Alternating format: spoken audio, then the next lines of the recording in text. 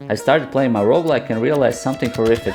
My progression system was an actual trash can. I needed to throw it in another trash can, pull it out, and rework it completely.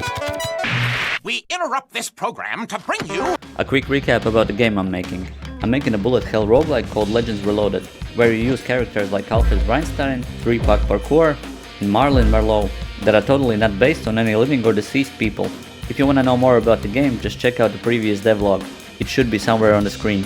And now back to progression system. Previously it felt kinda boring and not rewarding at all. Basically what you did is you went through the levels, you destroyed the spawners and get some currency. Every sub-level had a shop, you could buy active and passive items as well as the gun. So with this system, when you just kinda buy things, it kinda felt like a shop simulator. Jeg vil ikke være en dagger! And here's how I redid the system.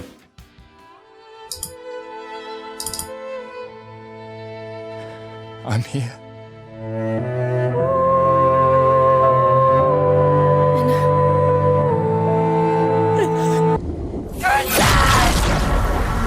And here's how I redid the system. And here's how I redid. I too am, but I'm also weak. I must admit I had to pause the development process because of Expedition 33, but I guess I wasn't the only one. After I finished the game, I got my poops together and finished the progression system. As I said before, the previous system was just boring and you were just shopping. Most of the passive items were just stat increases, and some of them had bigger impact on the gameplay. The active items were just single-use items like healing, spawning bullets from player's position, and things like that. Since they were single-use, they didn't feel very rewarding. You really didn't have a significant choice and impact on how the build is going to turn out. But what I realized was missing was instant gratification. Players would clear rooms and get nothing, just currency from spawners to spend later. That felt kinda bad. Using the existing systems, guns and items, I decided to rework it. So for the passive items, I separated stat increases from the game altering passives, because the game altering ones were like, for example, player has 10% chance to leave a clone when dashing and the clone shoots enemies, or dual wielding. These felt like they would have huge impact on the gameplay and I didn't want to mush them together with stat increases. So a level consists of 3 sub-levels, and each sub-level consists of numerous rooms. After clearing each room, you will now get a stat increase. You will get to choose from 3 random stat increases to benefit your build. After you finish the whole sub-level, you beat the mini-boss. After the mini-boss, you have a possibility to choose an active item, and the active items were reworked as well. Take for example poisoning all enemies. You can use the active item, it starts the cooldown. Cooldown will be pretty long, but you can reuse it. It becomes like a skill, so you have 2 active item slots that work like special abilities. As well as these can synergize very well with the player's special abilities. Alfred has a black hole that pulls enemies towards it and damages them.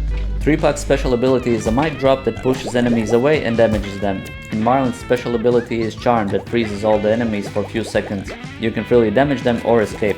And the guns. Guns are still bought with currency. Guns are tiered. You have 3 tiers of guns. When you buy tier 1 guns, you will have slot machine type roll, and you can choose one of the 3 guns rolled. And you can put it in one of 2 gun slots that you have.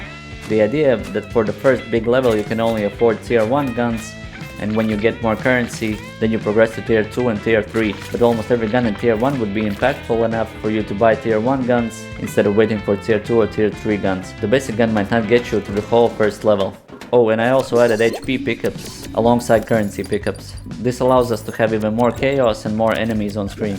So this way you get stat increases after each room. The rooms are pretty short. You get a bigger boost like a skill after a sub-level. You can buy a gun in a shop but still choose one of 3 if needed. This all can be built around character's special ability. And why I think this works? I think this makes a dopamine loop that will make this game addictive. peanut butter and crap things.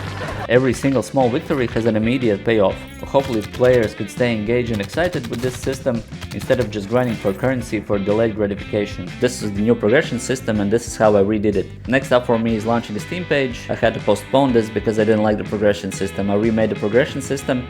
Currently I'm reworking my tile set. After I finish reworking the tile set, the Steam page is going up. Subscribe if you want to know when the game is going to be available for wishlist on Steam. Comment below on what you think about the rework of the progression.